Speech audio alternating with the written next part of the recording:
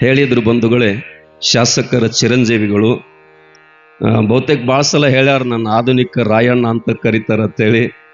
ರಾಯಣ್ಣ ಬಂಧುಗಳೇ, ಆತ ಬದುಕೇನೇ ಒಂದು ದೊಡ್ಡ ನಮಗೆಲ್ಲ ಇತಿಹಾಸ. ಯಾಕಂದ್ರೆ ಆ ಪುಣ್ಯಾತ್ಮನನ್ನು ತಂದು ನೇನದ ಆಲದ ಗಿಡಕ್ಕೆ ನೇನು ಹಾಕೋ ಕಾಲಕ್ಕೆ 3 ಜನರ ಕುಣಿಕೆ ಬೀಳ್ತಾವ. ಟೊಂಗೆ ಕುಣಿಕೆ ಹಾಕಿದಾಗ ಕುಣಿಕೆ ಬೀಳ್ತದ. ಸಂಗೊಳ್ಳಿ ರಾಯಣ್ಣಗೆ ಹಾಕಿರತಕ್ಕಂಥ ಕುಣಿಕೆ ಆ ಟೊಂಗಿ ಮುರಿದು ಕೆಳಗೆ ಬೀಳ್ತತಿ. ಇಂಥ ಒಬ್ಬ ದೇಶಾಭಿಮಾನಿಯನ್ನ ನಾನು ಪ್ರಾಣ ತಗೋಬಾರ್ದು ಅಂತಕ್ಕಂಥ ಅಂಥ ಪುಣ್ಯಾತ್ಮನನ್ನ ನಾವು ಆದರ್ಶವಾಗಿ ಇಟ್ಕೊಂಡು ನಮ್ಮ ಪೂಜ್ಯನಾಗಿ ಇಟ್ಕೊಂಡು ನಾವು ಕೆಲಸವನ್ನು ಮಾಡೋಣ. ಪುಣ್ಯಾತ್ಮರೇ, ಬಹಳ ಸುಂದರವಾಗಿರ್ತಕ್ಕಂಥ ಭಾರತ ದೇಶದ ಸಂಸ್ಕೃತಿ ಅಂತ ಕರೀತಾರೆ. ಬಹುತೇಕ ಒಂದು ಕಡೆ ಒಬ್ಬ ಕವಿ ಬರೀತಾನ, ಸ್ವರ್ಗದ ಕೀಲಿ ತೆರಿಲಿಕ್ಕ ಅಥವಾ ಸ್ವರ್ಗದ ಬಾಗಿಲವನ್ನು ತೆರಿಬೇಕಾದ್ರೆ ಒಂದು ಕೀಲಿ ಐತಿ ಅಂತ. ನಮ್ಮ ಭಾರತ ದೇಶದ ಪುಣ್ಯಾತ್ಮರೇ, ಸ್ವರ್ಗದ ಬಾಗಿಲವನ್ನು ತೆಗಿಬೇಕಾಗಿತ್ತಂದ್ರ ಒಂದು ಕೀಲಿ ಐತಿ ಅಂತಕ್ಕಂಥ ಮಾತು ಹೇಳ್ತಾರ. ಅದು ವಿಶೇಷವಾಗಿರ್ತಕ್ಕಂಥ ಕೀಲಿ ಯಾವುದು ಅಂತ ಕೇಳಿದ್ರೆ ಶ್ರದ್ಧೆ ಅಂತ ಕರೀತಾರೆ. ಶ್ರದ್ಧಾವಾನ ಲಭತೆ ಜ್ಞಾನಂ ಅಂತ ಹೇಳ್ತಾರ. ಅಂತ ಶ್ರದ್ಧಾದ ಜ್ಞಾನದ ಒಂದು ವಿಶೇಷ ತೌರರಾಗಿರ್ತಕ್ಕಂಥ ಈ ಒಂದು ಭಾರತ ದೇಶದಲ್ಲಿ ಬಾಯಾಮ್ ರಥ ಅಂತ ಕರೀತಾರೆ. ಬಾಯಾಮ್ ಅಂದ್ರೆ ಪ್ರಕಾಶ, ರಥ ಅಂದ್ರೆ ಪ್ರೀತಿ. ಭಾರತರು ಏನು ಪ್ರೀತಿಸಿರು ಅಂತಕ್ಕಿದ್ರೆ ಜ್ಞಾನವನ್ನೇ ಪ್ರೀತಿಸಿದರು, ಬೆಳಕನ್ನ ಪ್ರೀತಿಸಿದರು.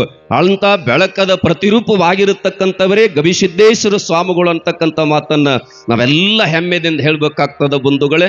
ಯಾಕಂದ್ರೆ ವಿಶೇಷ ನಾವೆಲ್ಲ ವಾಟ್ಸಪ್ ಯೂಟ್ಯೂಬ್ಲಿ ನೋಡ್ತಾ ಇರ್ತೀವಿ. ಸದಾಕಾಲ ಮಕ್ಕಳ ಜೋಡಿನೇ ಬೆರಿತಿರ್ತಾರೆ. ಬಹುತೇಕ ಹಿಂದಿನ ಸರ್ಕಾರದ ಸಂದರ್ಭದೊಳಗ ನಾವು ನಮ್ಮ ಮನ್ಯಾಗ ಹೆಂಡ್ರ ಸಲಾಗಿ ಅಳವ್ರು ಭಾಳ ಮಂದಿದ್ವು, ಮಕ್ಕಳ ಸಲಾಗಿ ಅಳವ್ರು ಭಾಳ ಮಂದಿದ್ವು, ಸೀಮೆ ಭೂಮಿ ಸಲಾಗಿ ಅಳವ್ರು ಭಾಳ ಮಂದಿದ್ವು. 5,000 ಮಕ್ಕಳಿಗೆ ನಿತ್ಯನೂ ಕೂಡ ಸುಸಜ್ಜಿತವಾಗಿರ್ತಕ್ಕಂಥ ಅತ್ಯಂತ ಸದೃಢವಾಗಿರ್ತಕ್ಕಂಥ ದೇಶಕ್ಕೆ ಮಕ್ಕಳನ್ನು ಕೊಡಬೇಕಾಗಿತ್ತಂದ್ರೆ ಪೌಷ್ಟಿಕವಾಗಿರ್ತಕ್ಕಂಥ ಆಹಾರ ಕೊಡು ಕನಸ ನಂದೈತಿ ಅಂತಕ್ಕಂಥ ಮಾತ ಕಣ್ಣೀರು ಹಾಕ್ತಾರಂದ್ರೆ ಇನ್ಯಾವ ದೇವರ ಸಲುವಾಗಿ ನಮ್ಮ ಸಲುವಾಗಿ ಕಣ್ಣೀರು ಹಾಕ್ತಾರ ಅಂತಕ್ಕಂಥ ನೀವು ಆಲೋಚನೆ ಮಾಡ್ಬೇಕು ಬಂಧುಗಳೇ. ಮೊನ್ನೆ ಒಂದು ಪುಣ್ಯಾತ್ಮರು ವೃದ್ಧಾಶ್ರಮಕ್ಕೆ ಭೇಟಿ ಕೊಡ್ತಾರ ಅವ್ರು. ಯಾಕಂದ್ರೆ ಇವತ್ತಿನ ದಿನಮಾನದಲ್ಲಿ ಕೆಲವೊಂದು ವ್ಯವಸ್ಥೆಗಳು ಹೆಂಗಾಗ್ಯಾವತ್ತಕ್ಕಿದ್ರೆ ಮುಂದೆ ಹೊಗಳವ್ರ 1,000 ಮಂದಿ, ಬಾರಸವ್ರ 1,000 ಮಂದಿ, ತೂರವ್ರ 1,000 ಮಂದಿ ಮಧ್ಯದಲ್ಲಿ ಆ ಒಂದು ವೃದ್ಧಾಶ್ರಮಕ್ಕೆ ಯಾರಿಗೆ ಗೊತ್ತಿಲ್ಲದ ಹೋಗಿ ಭೇಟಿ ಕೊಟ್ಟು ಅವರ ಕಷ್ಟ ಸುಖವನ್ನು ಹಂಚ್ಕೋತಾರ. ನಿಜವಾಗಿ ಬಂಧುಗಳ ಕಷ್ಟದಲ್ಲಿದ್ದಾಗ ಯಾರು ಬಂದು ನಮ್ಮ ಕೈ ಹಿಡಿತಾರ, ನಿಜವಾಗಿ ಅವರೇ ಪುಣ್ಯಾತ್ಮರು ಅಂತ ನಾವೆಲ್ಲ ಭಾವಿಸ್ಬೇಕಾಗ್ತದ.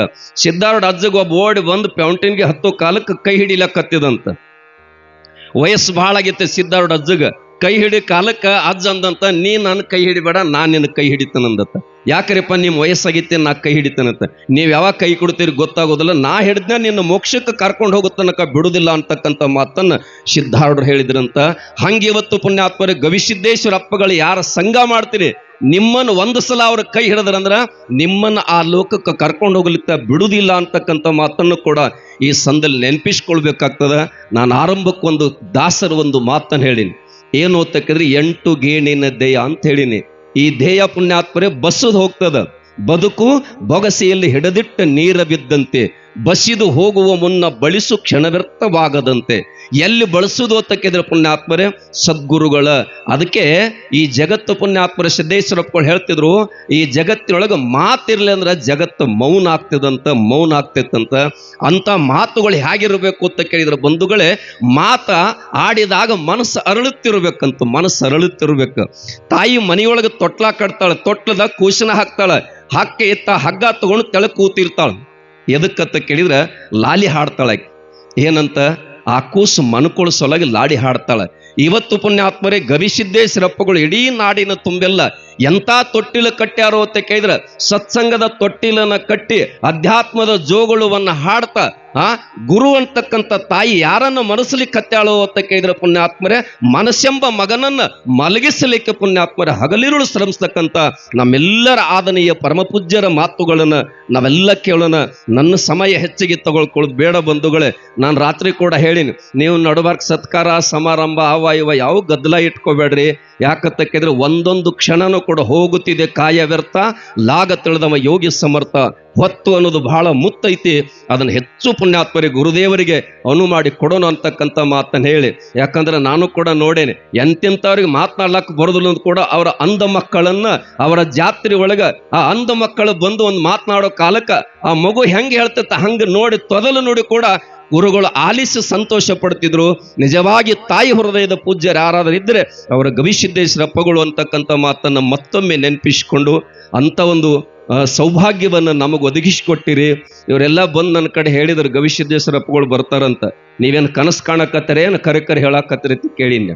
3 ವರ್ಷ 4 ವರ್ಷ ನಂಬರ್ ಹತ್ತಿರ ಗೊತ್ತಿಲ್ಲ ಬಂಧುಗಳೇ. ಅವ್ರು ಒಂದು ಮಾತು ಹೇಳಿದ್ರು, ಅವ್ರು ಬರೋದು ಮತ್ತು ಬಿಡೋದು ಆ 7 ಮಕ್ಕಳ ತಾಯಿಗೆ ಅವ್ರಿಗೇನು ಗೊತ್ತ, ನಮಗೇನು ಗೊತ್ತಿಲ್ಲ ಅಂತಕ್ಕಂಥ ಮಾತು ಹೇಳಿದ್ರು. ಬಂಧುಗಳೇ, ತಾವೆಲ್ಲರೂ ಬಂಧುಗಳೇ ಅಂತ ಒಂದು ಸೌಭಾಗ್ಯವನ್ನ ಪಡ್ಕೊಂಡಿದ್ದೀವಿ. ಅಂತ ಸೌಭಾಗ್ಯನ ಒದಗಿಸಿಕೊಟ್ಟಿರ್ತಕ್ಕಂಥ ಇವತ್ತಿನ ನಡೆದಾಡುವ ಮಾತನಾಡುವ ಆಧುನಿಕ ಸಂತ ಪುಣ್ಯಾತ್ಮರೇ ವಸಂತ ಇವೆಲ್ಲವನ್ನ ಅವರಿಗೆ ಶೋಭೆ ತರತಕ್ಕಂಥದ್ದು. ಅಂತ ಪರಮ ಪೂಜ್ಯರ ಮಾತುಗಳು ನಾವೆಲ್ಲ ಆಲಿಸಿ ನಮ್ಮ ಜೀವನ ಕೃತಾರ್ಥ ಮಾಡ್ಕೊಳ್ಳೋಣ, ಧನ್ಯ ಮಾಡ್ಕೊಳ್ಳೋಣ ಅಂತಕ್ಕಂಥ ಮಾತನ್ನ ಹೇಳಿ ಈ ಸಂದರ್ಭದಲ್ಲಿ ಪರಮ ಪೂಜ್ಯರಿಗೆ ಮತ್ತೊಮ್ಮೆ ವಂದಿಸಿ ತಮಗೆಲ್ಲ ಶುಭವನ್ನು ಕೋರಿ ನನ್ನ ಮಾತು ಪೂರ್ಣಗೊಳಿಸಿ ಎಲ್ಲರಿಗೂ ಶರಣಾರ್ಥಿ.